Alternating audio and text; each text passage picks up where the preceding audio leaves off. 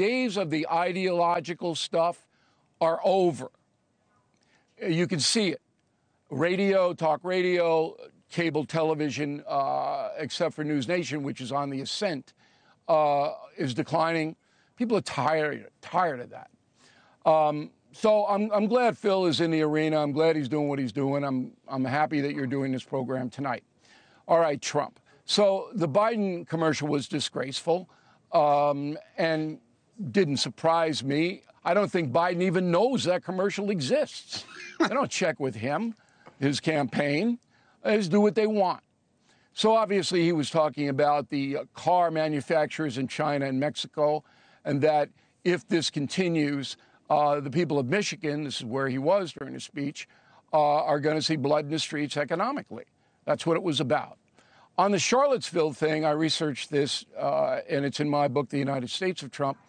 Trump was talking about the statues of Robert E. Lee and other Confederates being taken down, which was the origin of the Charlottesville demonstrations. It wasn't talking about the demonstrations or the Nazis or the crazy far-left people. It was talking about the people who wanted the statues down or didn't want them down.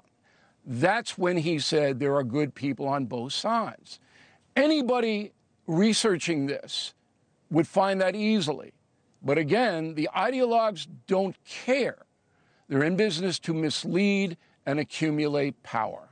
It is a fair statement that the former president has said more and gone more out of his way to make threats about what he's going to do if he gets into power again. You don't have to make up suggestions.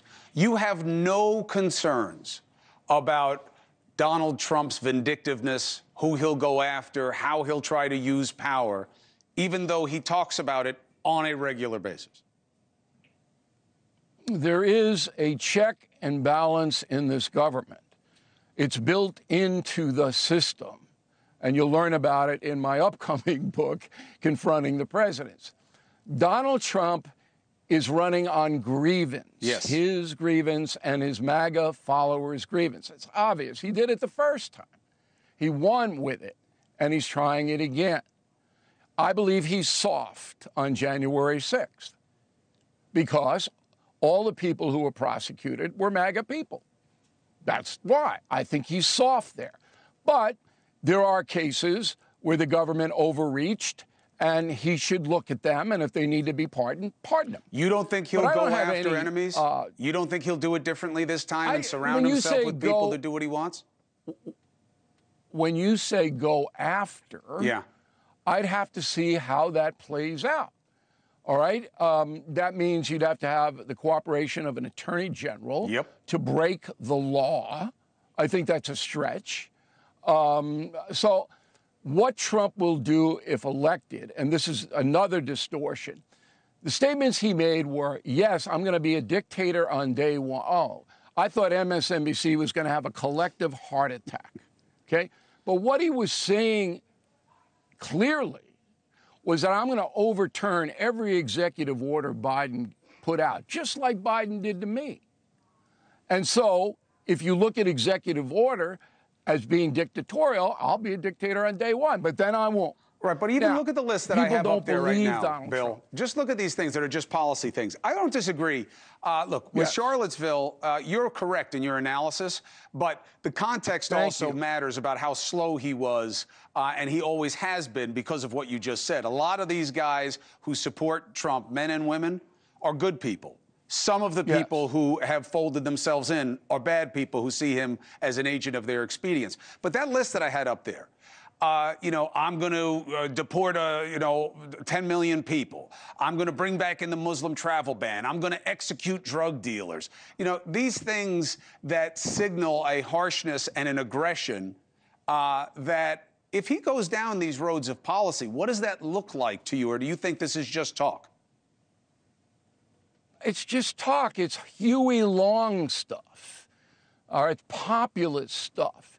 Now, Biden is a guy who doesn't talk. So even approaching 3.5 years, we don't know why. And you brought it up. And Phil brought it up too. We don't know why he has an open border policy. He's never explained it. Trump said he was going to build a wall from Brownsville to San Diego and Mexico was going to pay for it. Did that happen, Cuomo? Say it again, Bill. Did it happen? No. Trump said he was going to build a wall Didn't from happen. Brownsville to San Diego. Didn't happen. Didn't happen. Trump says a lot of stuff, all right? So what I believe, if Trump wins, he'll govern pretty much the way he governed the first time around. Hey, thank you for watching.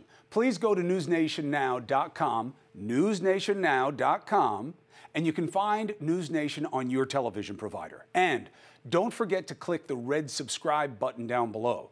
Then you will get more of News Nation's fact-driven coverage.